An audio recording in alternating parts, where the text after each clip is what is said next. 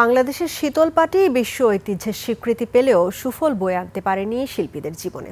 দেশের বাজারে কমেছে চাহিদা, তবে আন্তর্জাতিক বাজারের সম্ভাবনা থাকলেও তা পুরোপুরি কাজে লাগানো যাচ্ছে না। নকশায় বৈচিত্র্য, আধুনিক বিপণন এবং রপ্তানি সম্প্রসারণের দাবি জানিয়েছেন এই পেশার কারিগররা। মুজিবুর রহমানের ক্যামেরায় হাকিম মাহির রিপোর্টে দেখুন বিস্তারিত। Lily whipped shea mystic glowing body wash, secret to ultimate glow. Arati Rani Das থাকেন মৌলভীবাজারের রাজনগর উপজেলার তুলাপুর গ্রামে। ষাটোর্ধ্ব এই নারী অভিজ্ঞ হাতে বুনে চলেছেন বাংলার অনন্য ঐতিহ্য শীতলপাটি। বাংলাদেশের শীতলপাটি শিল্প এখন বিশ্ব ঐতিহ্যের অংশ বটে। আরতি রানীর পরিচয় শীতলপাটি বুনন শিল্পী। মুর্তা গাছের বেত আর আরতি রানীর এই হাতি তার সহায় ভরসা। আর কোনো কাজ জানা নেই তার। এই বয়সে এখনো 2 মেয়ে আর অসুস্থ স্বামীকে নিয়ে সংসার চালিয়ে নিতে হয় তাকে। এখন তো আমার স্বামী যাইতে পারে না, এখন আমি যাইতে হয় নিজে নিজে যাই। আরও আমার তো ফ্যামিলির কোনো আয় নাই, আসি বাপের বিটা, স্বামীর কোনো বিটা নাই।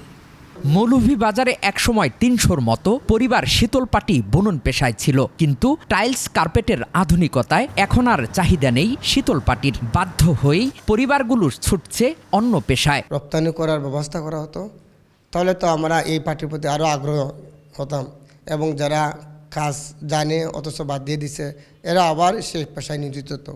শীতলপাটির ব্যবহার বৃদ্ধি ও নতুন প্রজন্মের মানুষের কাছে জনপ্রিয় করতে রাজধানীর ধানমন্ডিতে শফিউদ্দিন শিল্পালয়ে চলছে 3 দিনব্যাপী প্রদর্শনী। উদ্যোক্তা মনে করেন, বাংলার এই বিশ্ব ঐতিহ্যের হারানো গৌরব উদ্ধারে এমন উদ্যোগ আরও প্রয়োজন। আমার কাছে মনে হলো যে এটাকে আমি পোশাকেও নিয়ে আসি।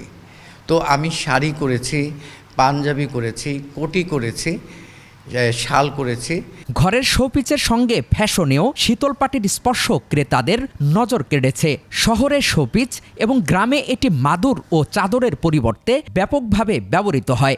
আজকাল মানি ব্যাগ, হাত ব্যাগ, কাঁধে ঝুলানো ব্যাগ, টেলিম্যাট সহ বিভিন্ন কাজে ব্যবহৃত হয় শীতলপাটি। প্রচণ্ড গরমে এ পাটির শীতল স্পর্শ ব্যবহারকারীর দেহ ও মনে আরামদায়ক অনুভূতি এনে দেয়। এখনকার দিনে মানুষ যেটাকে সফিস্টিকেটেড বলে বা অনেক সুন্দর জিনিসটা আর কি। এর মোটিভগুলো একদমই আনকমন, যা সচরাচর এখন দেখতে পাওয়া যায় না। 2017 সালে বাংলাদেশের সিলেট অঞ্চলের শীতলপাটি বুননের ঐতিহ্যগত হস্তশিল্পকে বিশ্বের গুরুত্বপূর্ণ সাংস্কৃতিক ঐতিহ্যের তালিকায় অন্তর্ভুক্ত করে জাতিসংঘের শিক্ষা, বিজ্ঞান ও সংস্কৃতি বিষয়ক সংস্থা ইউনেস্কো। শীতলপাটি শুধু ঘর সাজাতে নয়, ব্যবহার হতে পারে দৈনন্দিন কাজেও। দেশীয় বাজার সম্প্রসারণ সহ রপ্তানির ব্যবস্থা করলে নতুন কর্মসংস্থান সহ আসতে পারে বৈদেশিক মুদ্রাও। হাকিম মাহি, 21 টেলিভিশন, ঢাকা।